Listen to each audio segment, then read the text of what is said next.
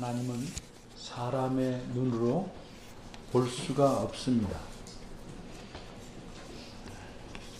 하나님은 우리처럼 육체를 갖고 계시지 않기 때문입니다.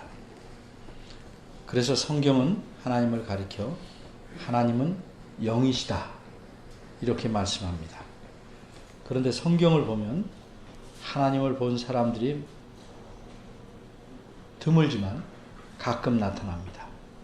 오늘 본문에도 하나님을 본 사람이 나옵니다.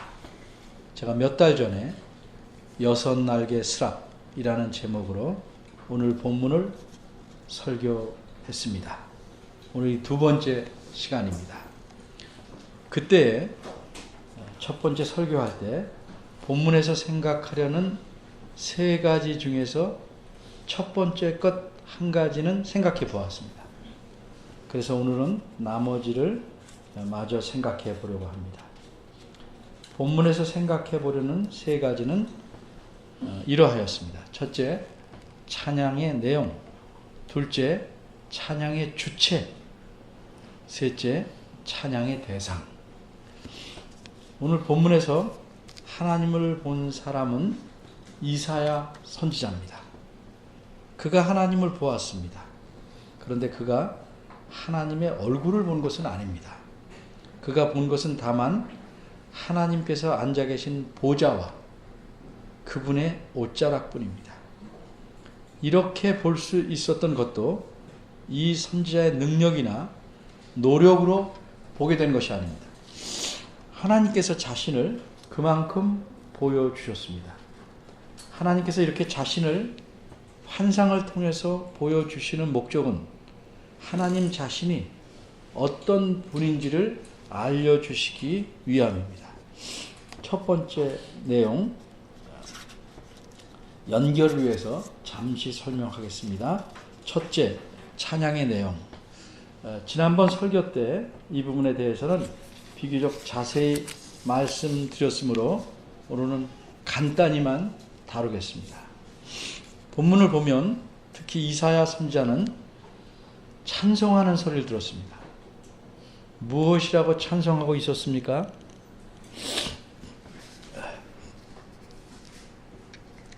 그 찬송하는 내용은 한마디로 거룩하다는 것이었습니다. 그런데 이렇게 거룩하다고 찬송하는 자들은 세 번씩이나 거룩하다, 거룩하다, 거룩하다 이렇게 찬송합니다. 이렇게 세 번씩 말하는 것은 단순히 강조하는 것이 아니라 지극히 거룩하다 하는 의미입니다. 그럼 누가 그렇게 지극히 거룩한가? 3절을 보면 만군의 여호와여 이렇게 부릅니다. 그러니까 만군의 여호와께서 지극히 거룩하시다 하는 뜻이 분명합니다. 그럼 만군의 여호와께서 지극히 거룩하시다 이렇게 찬양했는데 거룩하다는 것은 무엇인가? 지난번 설교 때 이 거룩하다는 의미를 설명하기 위해 몇 가지 사건을 들었습니다. 아론의 아들들이 하나님의 명령을 어기고 자기 마음대로 향로의 불을 바꾸었다 죽고 말았습니다. 그래서 하나님은 거룩함을 드러내지 않았다 이렇게 말씀합니다. 또 언약궤를 들여다본 마을 사람들이 수십 명이 즉시로 죽고 말았습니다. 또 언약궤를 옮길 때 떨어질까봐 붙잡았던 사람이 즉시 죽고 말았습니다. 이런 사실들을 통해서 우리가 알 수 있었던 것은 하나님의 거룩함이란 범하면 즉시 죽는다는 점입니다. 그러니까 비유하자면 하나님의 거룩함은 뭐라고 설명할 수는 없지만 고압선과 같다 이렇게 말할 수 있습니다. 건드리면 즉시 죽게 되기 때문입니다. 그런데 찬송하는 자들은 거룩하다, 거룩하다, 거룩하다 이렇게만 말하지 않고 이어서 그 영광이 온 땅에 충만하도다 라고 3절에 말합니다. 그 영광이란 그분의 영광을 가리키는 말입니다. 그러니까 이 찬송은 만군의 여호와의 영광이 온 세상에 가득 찼다는 의미입니다. 여호와의 영광이란 말은 다양하게 그 뜻을 갖고 있습니다. 그런데 여기서는 여호와의 영광이란 무엇일까? 어떤 빛나는 무엇일까? 그런 것은 아닙니다. 학자들은 말하기를 여기서 여호와의 영광이란 하나님께서 거룩하시다는 것을, 그 거룩하신 하나님의 그 성품을 외적으로 나타내는 표현이다, 이렇게 설명합니다. 이것은 마치 우리가 아름다운 향기가 나면 향기롭다고도 표현할 수 있지만 표현을 바꿔서 은은하다, 이렇게 표현하는 것과도 같습니다. 또 다른 예를 들면 우리가 불이 뜨겁게 타오른다는 것을 색깔로 어떻게 나타납니까? 불꽃을 그리고 그 불꽃을 빨간색으로 칠할 것입니다.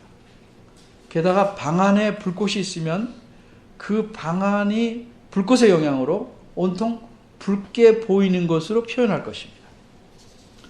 이처럼 왕으로서 온 세상을 다스리시는 거룩하신 하나님께서 그 능력과 통치를 미치지 않는 것이 전혀 없습니다. 이런 사실을 여호와의 영광이 온 땅에 충만하다, 이렇게 표현했다고 이해하는 것입니다. 두 번째입니다. 찬송의 주체, 누가 찬송하는가, 하고 있는가, 이걸 생각해 보는 겁니다. 오늘 3절을 보면 여호와를 찬송하고 있는 이들은 스랍들이라고 말합니다. 특별히 2절에 그 말씀이 나옵니다. 그럼 스랍이라는 게 무엇인가? 성경을 보면 미가엘, 가브리엘 하는 이름들이 나오는데 이건 천사 개인의 이름입니다. 근데 스랍이란 천사 개인의 이름이 아니고 하나님 앞에서 하나님을 시중드는 천사들, 그 천사들, 그런 일을 하고 있는, 그런 직분을 하고 있는 천사들을 스랍이라고 말합니다. 이 천사들은 각각 6개의 날개를 갖고 있습니다. 그럼 다른 천사들도 모두 날개를 6개씩 갖고 있나요? 그런 말은 없지만 아닌 것 같습니다.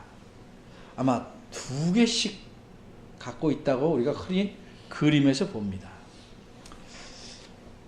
날개를 갖고 있는 것으로 표현한다면 2개씩 갖고 있는 것이 맞겠죠. 근데 이 스랍은 특별히 그 날개가 6개라고 묘사하고 있습니다. 그러면 우리가 정리할 때 스랍은 특별히 6개를 갖고 있고 다른 천사들은 2개씩 갖고 있는가? 한마디로 말씀드리자면 그렇지 않습니다. 엄밀히 말해서 천사들 역시 영이기에 육체가 없습니다.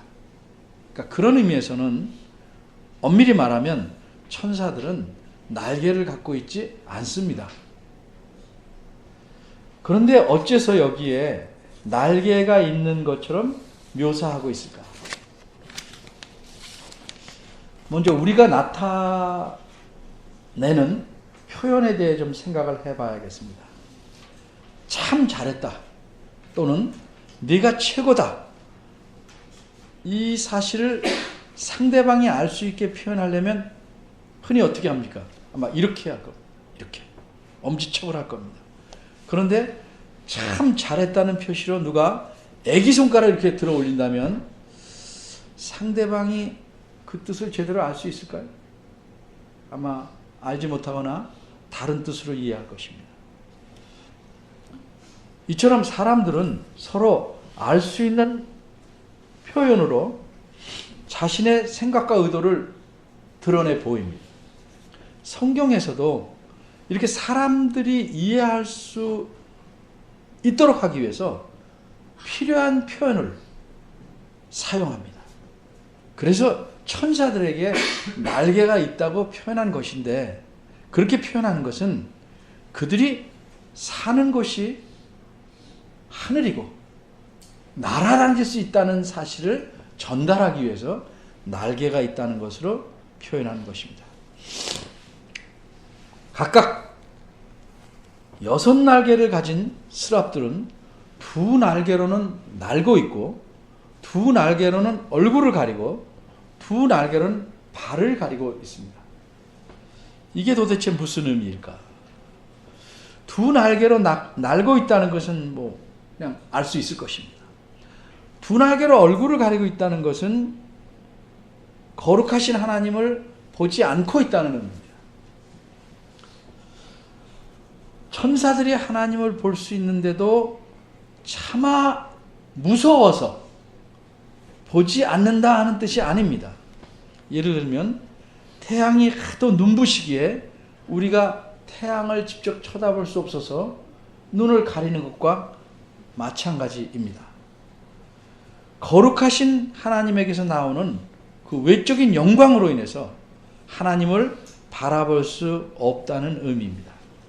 그렇게 하나님은 거룩하시고 영광스러우시다는 표현일 것입니다. 그럼 2날개로 발을 덮고 있다는 것은 무슨 의미일까? 여기는 2가지 의미가 있을 수 있습니다. 하나는 감히 위대하신 온 세상의 왕 앞에서 그 당당하게 서 있을 수가 없어서 최대한 겸손한 자세로 우리가 이렇게 움츠리듯 자신의 발을 가리고 서 있다는 의미로 이해할 수 있습니다. 또 하나는 자기 마음대로 자기가 가고 싶은 대로 발을 움직여서 가지 않고 오직 왕의 명령에 따라서만 가겠다는 자세로 발을 내보이지 않다 하는 의미로 볼 수도 있다고 합니다. 이 둘 중에 어떤 것이든 또는 둘 다이든지 간에 천사들은 왕이신 하나님 앞에서 마땅히 그들이 취해야 할 자세를 합당하게 취하고 있는 것이다. 이렇게 보면 될 것입니다. 이제 3번째입니다. 찬양의 대상. 이 스랍이라는 천사들이 지극히 거룩하다고 찬양한 대상은 누군가? 만군의 여호와여. 이렇게 말했으니까 만군의 여호와이십니다. 근데 이분이 누구실까? 먼저 만군이라는 의미부터 생각해 봐야겠습니다. 여기서 만군이라는 기본적으로 군대라는 뜻입니다. 그러니까 원문에서는 복수로 쓰였으니까 만군의 여호와는 하늘의 모든 군대의 여호와, 주인, 주님이라는 의미입니다. 모든 천사들을 자신의 기쁘신 뜻대로 다스리시고 할 일을 시키시고 또 이들을 통해서 사탄과 그 졸개들이 하는 악한 일을 막으시고 쳐부시는 일을 하게 하시는 주인이다 하는 의미에서 만군의 여호와라고 표현하는 것입니다. 그럼 이 만군의 여호와는 누구신가? 하나님이시지, 물론 하나님이십니다. 좀 더 생각해 보겠습니다. 이분을 가리켜 1절에서 이사야는 내가 본즉 주께서 높이 들린 보좌에 앉으셨다고 말합니다. 이 보좌라는 것은 왕의 의자입니다. 그러니까 이사야가 본 이분은 주입니다. 주님. 보통 여호와라는 명칭도 우리말 성경에서는 주라고 번역합니다. 특별히 영어 성경에서는 거의 다 여호와라는 명칭을 주라고 번역하고 있습니다. 그러나 1절에서 말하는 주는 주님 또는 주인이라는 의미를 갖는 다른 낱말입니다. 그것을 흔히 아도나이라고 하는데 이렇게 특별한 말을 썼습니다. 그럼 이렇게 주라고 선지자가 말한 분, 선지자가 본 이 주는 누군가? 일반적으로 구약 성경에서 주라고 하거나 만군의 여호와라고 하면 성부와 성자와 성령의 구분 없이 삼위일체 하나님을 가리켜 말합니다. 그럼 구분 없이 그냥 하나님을 가리켜 말합니다. 그런데 어떤 경우에는 구별이 있어서 성부, 성자, 성령 하나님 중에 어느 한 하나님을 가리키기도 합니다. 오늘 본문이 그런 경우에 해당합니다. 그럼 이분은 누구실까? 사실 오늘 본문을 보면 이사야 선지자가 주라고 표현한 만군의 여호와가 삼위일체 하나님 중에 어느 분이신지를 우리는 전혀 본문에서는 알 수 없습니다. 그런데 이사야 선지자가 본 주님이 누구신지를 알려주는 말씀이 감사하게도 성경에 나와 있습니다. 요한복음 12장 41절은 이렇게 말씀합니다. 이사야가 이렇게 말한 것은 주의 영광을 보고 주를 가리켜 말한 것이라. 그냥 주네. 여기 좀 생각해 보겠습니다. 169쪽입니다. 신약성경 169쪽. 이 말씀을 풀이하면 이렇습니다. 요한복음의 기록자는 12장 38절과 40절에서 이사야 선지자가 말한 말씀들을 그대로 인용해서 적어 놓았습니다. 그리고 41절에서 이사야가 왜 그런 말을 했는지를 설명하고 있습니다. 따라서 41절의 말씀의 뜻은 이렇습니다. 이사야가 지금 38절과 40절에 인용한 이런 말씀들을 말한 까닭은 이사야 선지자가 예수님의 영광을 보았기 때문입니다. 그래서 이사야는 예수님에 대해서 말하였다. 이렇게 기록하고 있는 것입니다. 이 말씀에서 분명히 드러나는 사실은 이사야 선지자가 이사야 6장에서 본 분은 바로 다름 아닌 성자 하나님이시라는 사실입니다. 성자 하나님께서 왕으로서 높은 보좌 위에 앉아 계신 것을 이사야 선지자는 보았습니다. 천사들이 거룩하다 거룩하다 거룩하다 계속해서 서로 찬양하는 그 대상이 성자 하나님이시라는 사실을 이사야는 눈으로 보고 알았습니다. 이처럼 이사야 선지자가 예수님께서 이 땅에 오시기 약 750년 전에 본 주님은 성자 하나님이셨습니다. 이 성자 하나님은 누구십니까? 이분은 지금 우리가 섬기고 있는 예수 그리스도이십니다. 그러니까 예수님은 이 세상에 사람으로 오시기 전에 왕으로서 보좌에 앉으셔서 온 세상을 다스리고 계신 영광스러운 하나님이셨습니다.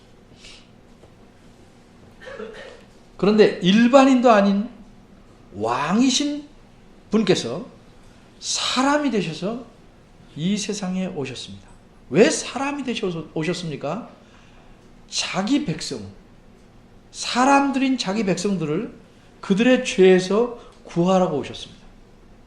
구하려고 오셨습니다. 그래서 그분의 이름도 태어날 때 그런 의미를 지닌 예수라고 지어라. 이렇게 천사의 분부가 있었던 것입니다. 이렇게 성자 하나님께서 사람이 되어 이 땅에 오셔서 온갖 고통과 고난을 다 당하시고 마침내 십자가에 죽으셨습니다. 자신의 죄 때문이 아니라 여러분과 저, 우리 모두의 죄 때문에 그렇게 죽으셨습니다. 그래서 우리 대신 이렇게 고난을 받으시고 십자가에 죽으심으로 우리는 모든 죄를 용서받고 의롭게 되어서 하나님의 자녀가 될 수 있었던 것입니다. 그런데 이렇게 세상에 오신 예수님을 스스로 하나님을 잘 믿는다고 자부하던 예수님 당시의 유대인들은 믿지 않았습니다. 예수님께서 행하시는 수많은 기적들을 눈으로 보고 체험하고도 그분을 그리스도로, 구세주로 믿지 않았습니다. 그래서 요한복음 12장 37절과 38절은 이렇게 말씀합니다. 이렇게 많은 표적을 저희 앞에서 행하셨으나 저를 믿지 아니하니 이는 선지자 이사야의 말씀을 이루려 하십니다. 이처럼 유대인들은 예수님을 목수의 아들이라고 무시하거나 백성을 부추기는 선동가로 여기거나 로마에 대항하는 반역자로 고발해서 죽이고 말았습니다. 그러나 예수님을 이 땅에 보내어 구원을 이루게 하신 성부 하나님께서는 예수님을 어떻게 평가하셨습니까? 그 평가를 사도 바울은 빌립보서 2장 5절에서 11절 사이에 이렇게 말씀합니다. 그는 근본 하나님의 본체시나 하나님과 동등됨을 취할 것으로 여기지 아니하시고 오히려 자기를 비어 종의 형체를 가져 사람들과 같이 되었고 사람의 모양으로 나타나셨음에 자기를 낮추시고 죽기까지 복종하셨으니 곧 십자가에 죽으심이라. 그러므로 하나님이 그를 지극히 높여 모든 이름 위에 뛰어난 이름을 주사 하늘에 있는 자들과 땅에 있는 자들과 땅 아래에 있는 자들로 모든 무릎을 예수의 이름에 꿇게 하시고 모든 입으로 예수 그리스도를 주라 시인하여 하나님께 영광을 돌리게 하셨느니라. 우리가 드리는 예배는 이처럼 우리 주님이신 예수 그리스도를 경배하는 행위입니다.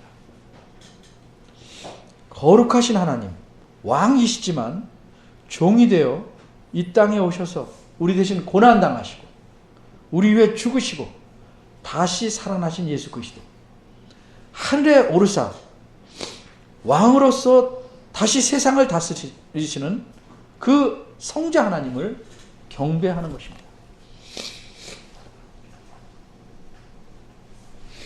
이런 거룩하신 하나님을 감사함으로 기쁨으로 경배하는 것이 예배입니다. 내 마음의 자세가 그러기에 내 예배하는 모습에서도 잘 드러나야 합니다. 아무 생각 없이 함부로 또는 이것저것의 생각을 빼앗긴 채로 예배하는 것은 하나님의 거룩함을 범하는 것입니다. 거룩하신 하나님 앞에서 경외함으로 조심스러운 마음으로 그분을 예배해야 합니다. 물건을 들어보면 그 무게를 느낍니다. 여러분의 삶과 예배에서 과연 거룩하신 하나님을 얼마나 거룩하게 느끼고 여기는지 생각해 봐야 할 것입니다. 그분이 거룩하시다고 믿고 그런 하나님으로 감사하고 산다면 우리의 예배와 생활에서 그런 모습이 드러나야 할 것입니다. 기도하겠습니다.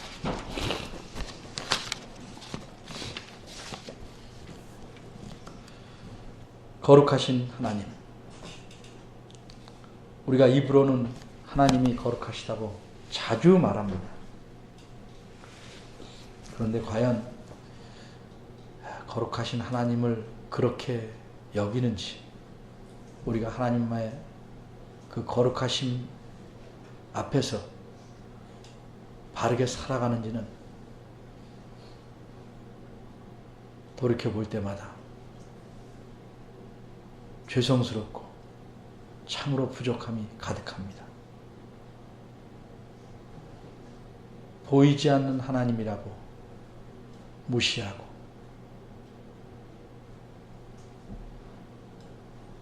마치 시샘말로 투명인간 여기듯이 그렇게 외면하고 우리가 하나님을 대하는지 깊이 생각해 봅니다. 거룩함을 수없이 범하고 사는데도 불구하고 우리의 목숨을 여전히 붙여놓으시는 우리의 마음이, 우리의 태도가 더 합당해지기를 그런 기회를 주시는 것임을 깨닫게 하시고 하나님의 자녀로서 우리도 하나님 앞에서 거룩하게 살아가도록 이끌어 주시기를 바랍니다. 이사야 선지자처럼 환상으로 왕이신 하나님의 모습을 볼 수는 없다 할지라도 하나님 말씀에 기록된 하나님의 모습을 마음에 새겨서 늘 하나님 앞에서 반듯하게 살아가는 저희들 되도록 이끌어 주시옵소서. 긍휼을 베풀어 주시기를 간구합니다. 예수님의 이름으로 기도합니다. 아멘.